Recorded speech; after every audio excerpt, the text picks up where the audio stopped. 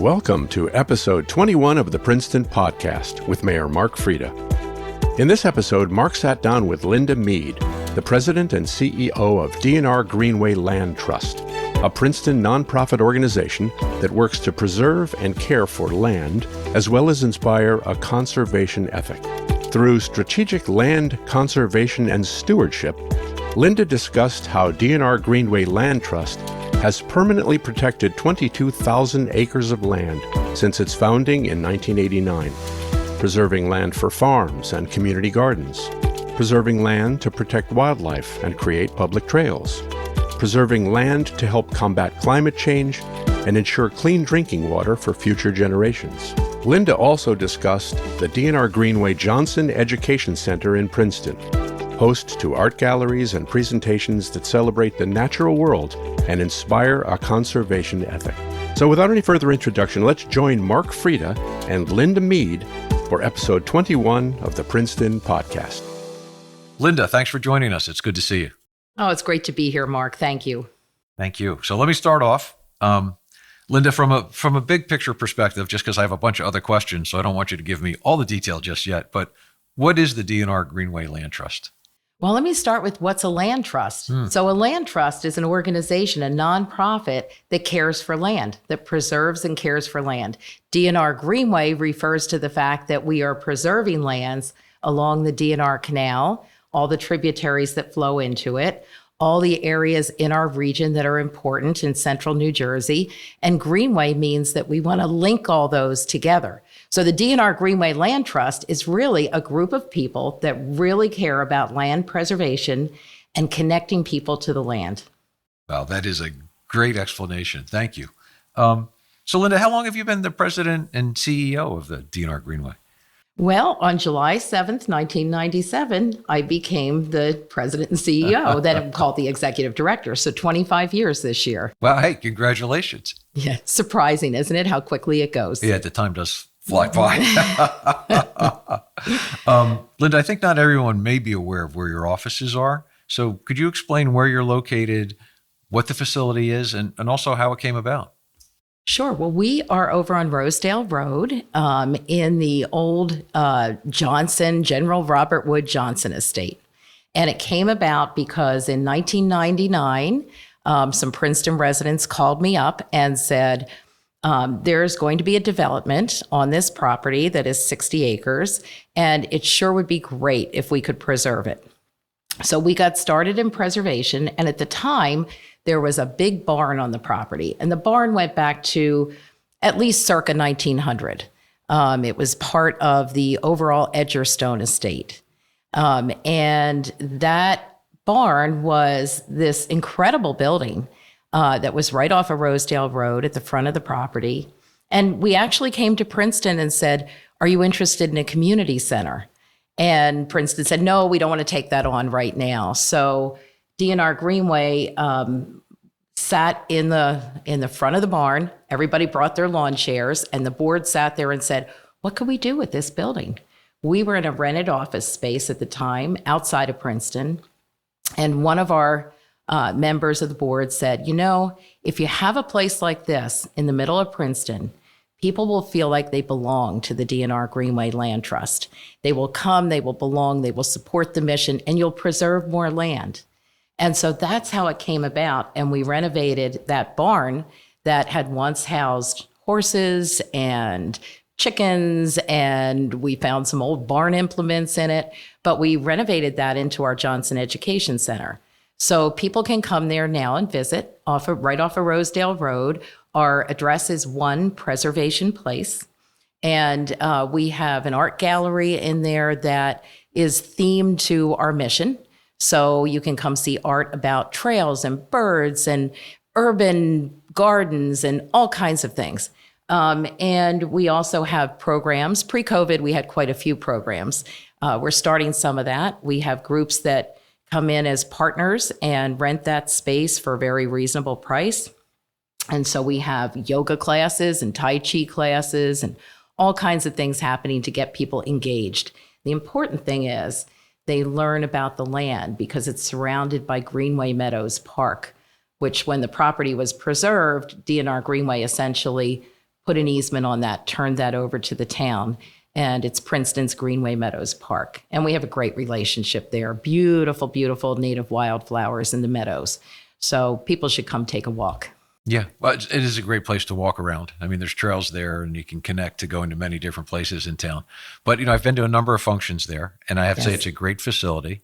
Thank you. As you said, people can rent it. Organizations could rent it at a reasonable price, which is unheard of in Princeton, to find space to use. But it's a great venue for people to use. So, thank you very much that it's available to other organizations. We want to be good neighbors, so thank you. Yeah. Okay, so my next question is a little repetitive. I'm going to ask it anyway. So I believe that the DNR Greenway Land Trust was started in 1989? That's correct. So it actually was an idea that began with a few people in 1987. And at the time, the folks met at the Stony Brook Millstone Watershed Association, now the Watershed. Right. And in 1989, we became our own separate nonprofit organization. And it was 4 people that were the founders, one of whom was the director of the DNR Canal Commission. So you wonder kind of why the DNR focus. It really came from that. And it came from the idea of protecting clean water by protecting land along the water banks. And as it grew, the focus of all the founders and all the folks that came and joined us was to really protect these kind of connected, contiguous areas, whether it was the Sourland Forest across central New Jersey, whether it was the Stony Brook Greenway coming down from the headlands up in the Sourland Mountains, and then that was actually our first acquisition, and then coming down into Princeton, right to the Johnson Education Center. Amazing story. So obviously there's a lot of accomplishments that you and the whole group can look back to, but are there some that you think are more significant or more worthy of just saying, hey, these ones really rank as the top few of the ones we've been able to pull off? Yeah, the big ones always come to mind because those took a lot of brain power, frankly, to figure out how to make them happen. And that's the fun of it. That's the challenge and the fun of preserving land. Every piece is different. Every landowner is different. With Greenway Meadows, which certainly is one that rises to the top, that property was going to go into a development of 55 houses. And it was owned at the time by the Johnson estate, which had 29 heirs.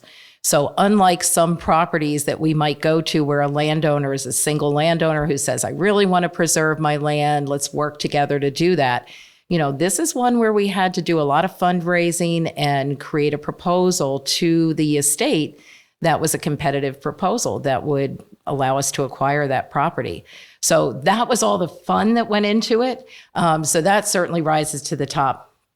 Another one was the Coventry Farm property on the Great Road, and now Farmview Fields on one side of the road. But that one was under contract with Bob Hillier. And what I loved about preserving that property was that Bob Hillier became a friend. So, people often think these terrible developers that are out there. They actually, some developers like Bob are community minded. And so we sat down together and Bob said to us, I'm almost ready to go into kind of final plan approval.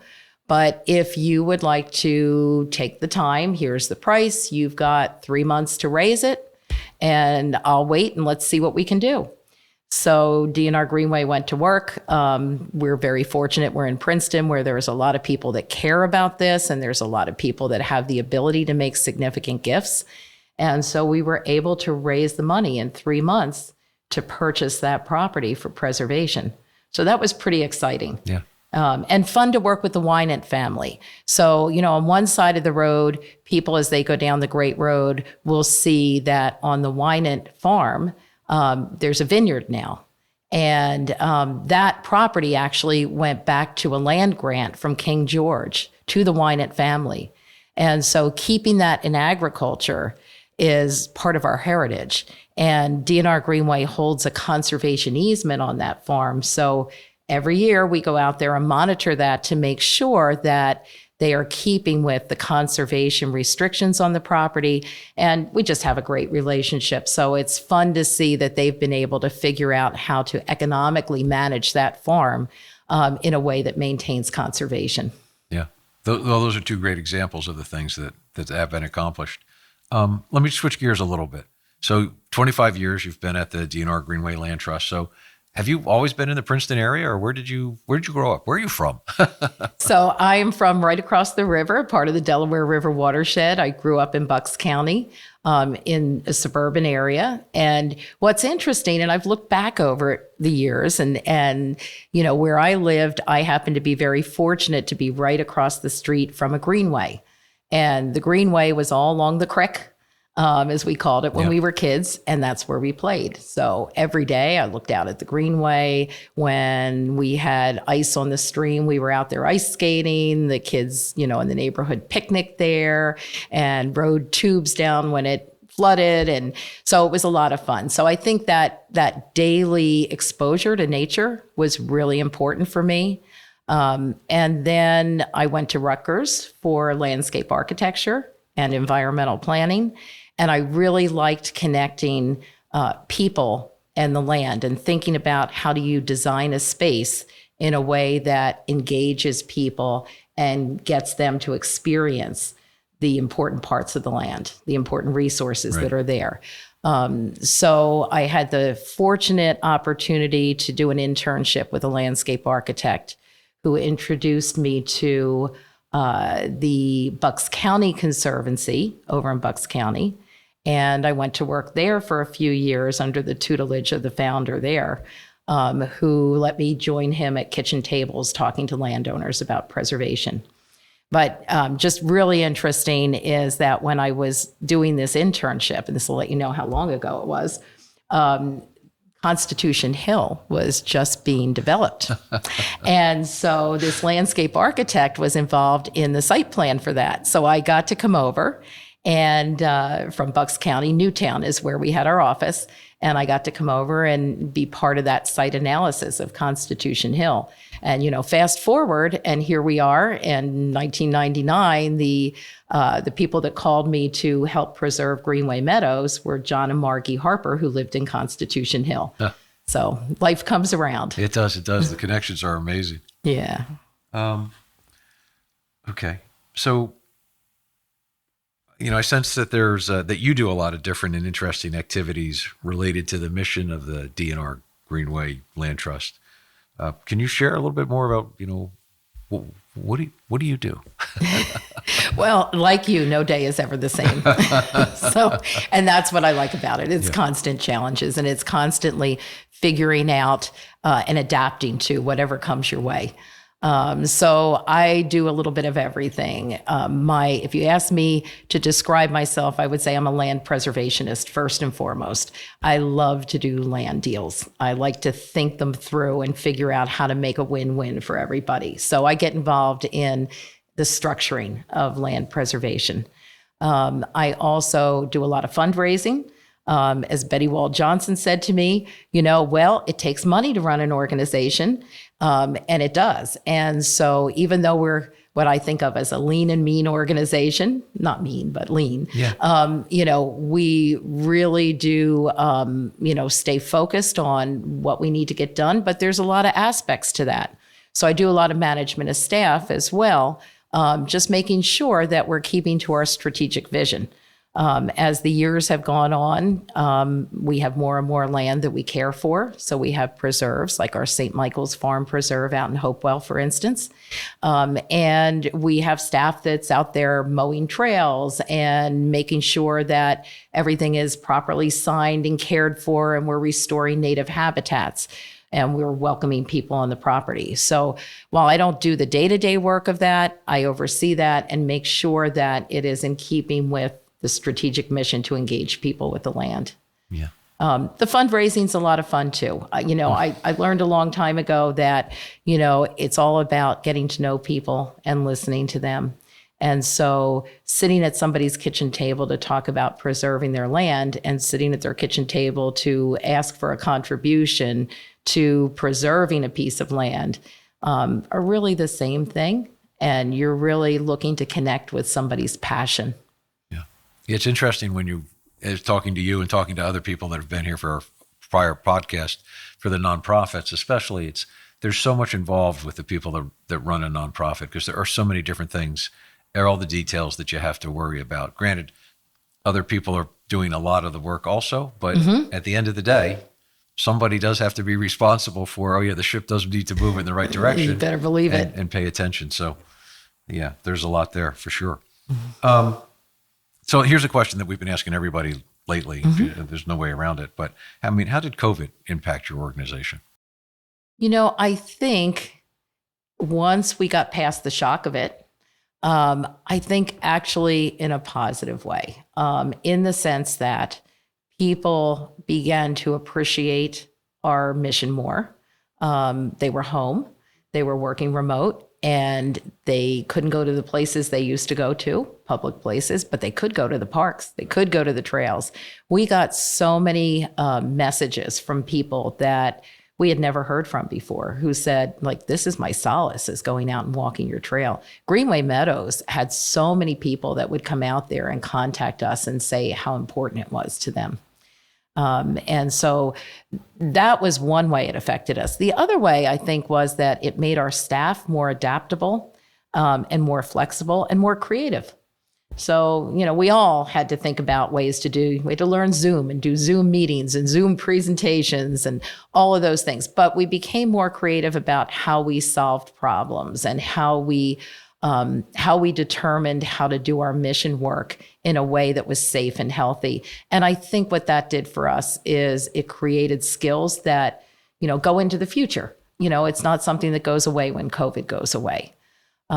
We did close the Johnson Education Center for some time. And I think the difference now is, as we're even starting to reopen, we're doing it in a safe way. And our staff is working kind of a hybrid model. Some people are in the office all the time. Some are part remote and part in the office. And then, of course, in the summer, field staff are all out in the field. So it affected how we do the work that we do on a daily basis. But long term, the results, I think, are positive, even though the pandemic, is a terrible thing. And hopefully, people are being safe. Yeah. Well, I think it speaks a lot to your organization and to others we've talked to, as to their ability to pivot and say, okay, it's a bad situation, but how do we deal with it? And how do we find something that either works to our advantage or at least, keeps us status quo until things come back to, quote unquote, normal, or as normal will be going forward.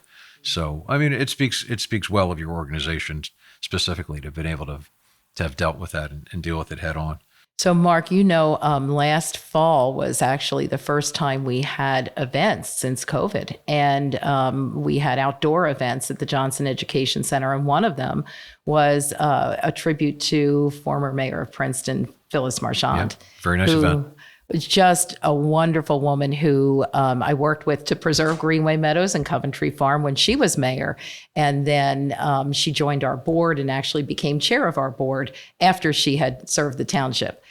So we worked closely together, and it was wonderful to host that and to see people come out to that event and just be so happy to see each other again. It was a very nice event, very well attended, and a beautiful setting to have that.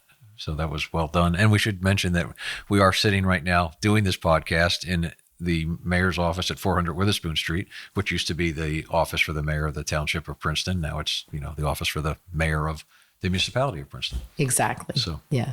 Again, things, that full circle on things.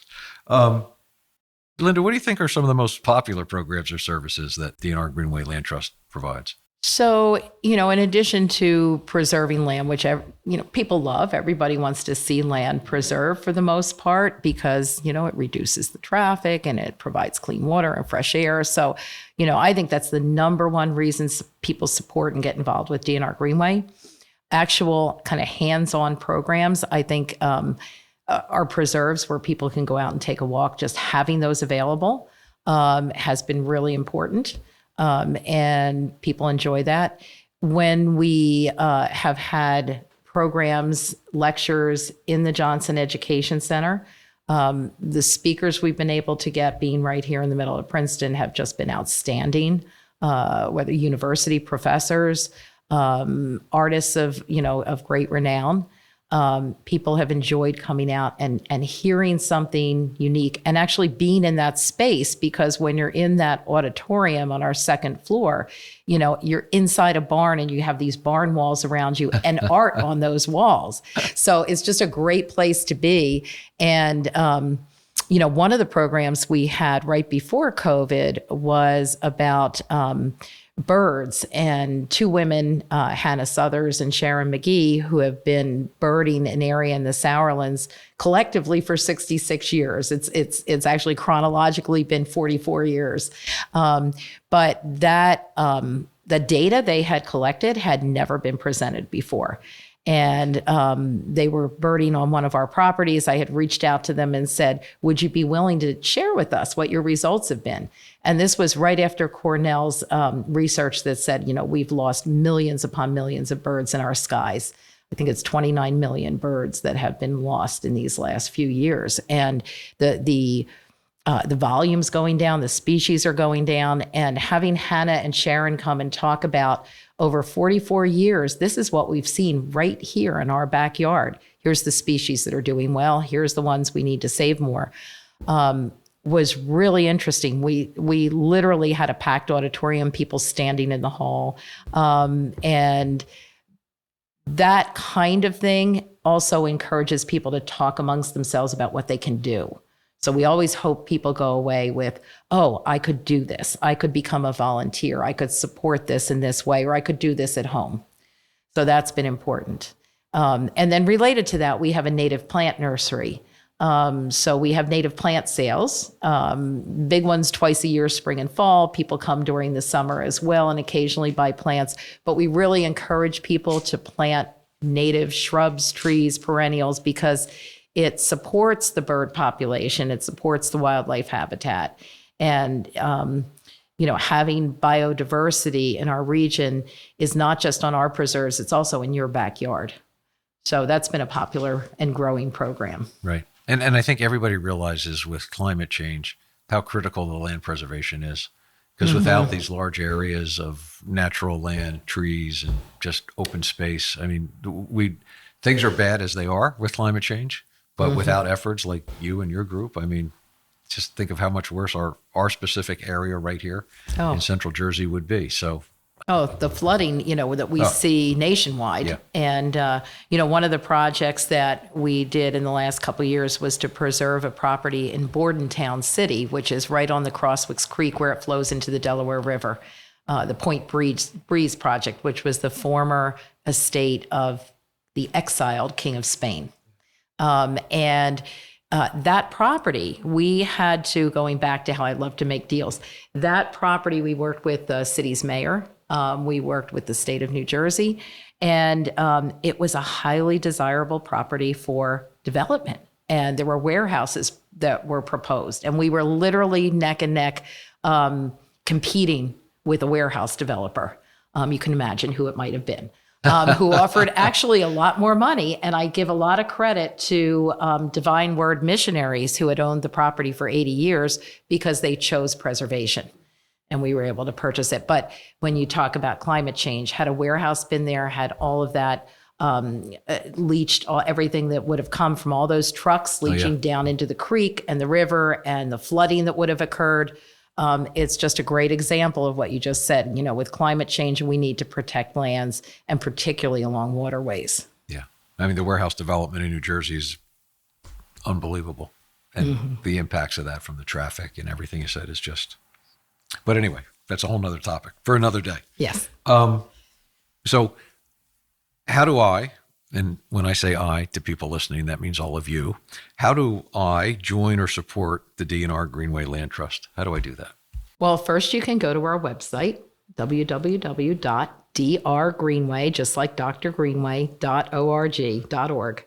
And you can find a place to contribute there. You can also find a place that you can sign up to become a volunteer. You can stop by at Johnson Education Center or come out to one of our events where you can learn more, or you can support us by coming to a ticketed event. I'm not sure what we're going to do this fall yet. For the last 2 years, we've been doing a Masquerade Parade. Prior to that, it was a Masquerade Ball. That was our fall fundraiser.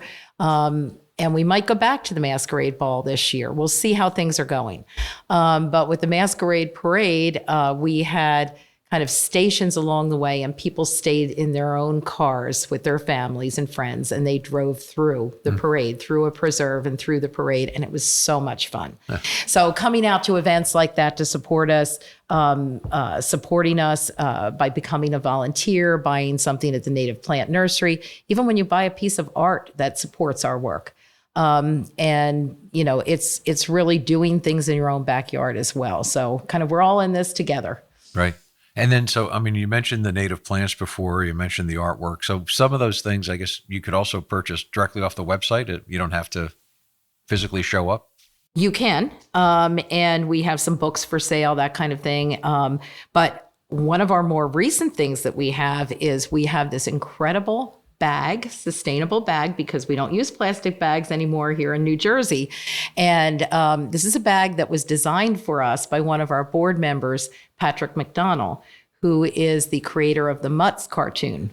And he lives right here in Princeton. And Patrick came to us, he and his wife, Karen, and they said, you know, we ought to do something that will get DNR Greenway's message out to a lot of people. That is something that will raise a little bit of support, but mostly something that people will have in their daily lives that will remind them how important our mission is. So they designed something with some Mutts image on it. Right. And they worked with another artist on our board, James Fiorentino. So there's a second image on there. And then there's a list of many of our preserves, and it's done, you know, in a fun way. But what it does for you is, you know, you might look at that and you might say, oh, Cranberry Meadow, what's that? Where's that? Oh, I should go find out.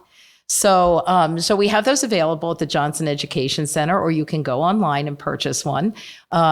We ask for a donation. In the beginning, it was $25, but we said now $10. And it's really just a donation that helps support our mission. But you get this great bag, and it's a lot of fun when you carry it into the store. Maybe you'll see some other people with the same bag, and you'll know you're with like-minded folks. There you go. Yeah. And also, it is just great advertisement.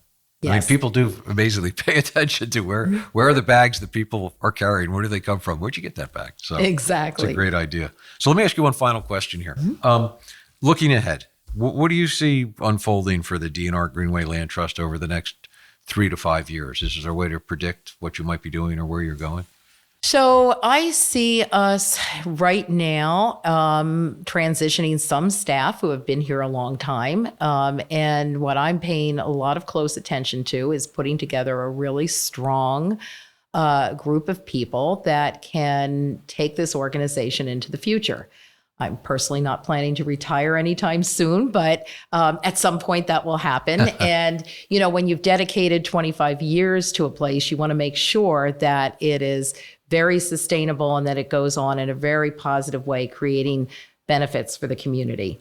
The work we've done to acquire land means that we're doing more stewardship work. We'll continue to do that stewardship work, making those trails available, creating new trails, making sure that people are engaging in programs that are of interest to them and meaningful in their own lives. We also are thinking about how we bring more people in from surrounding communities.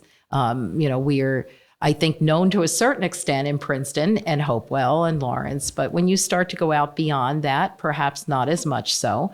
And as I said, we're all in this together. So what happens in Cranberry affects what happens in Princeton and Hopewell.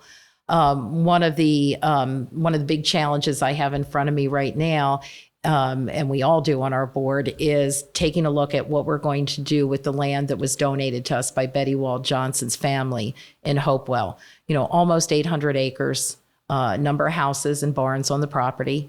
We have the ability to sell those houses and barns if that's what we choose to do.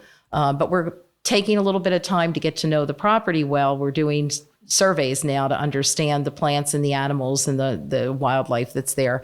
so we can do the best thing to honor her vision of land preservation. And what I hope with that will happen is that however we create this park for the community, that we'll be able to convey what was her core love and philosophy, which was to preserve land. It's the most important thing we can do. So I want people to come out to that site, to our other sites, and say, oh, I have a piece of land. Maybe I should preserve it.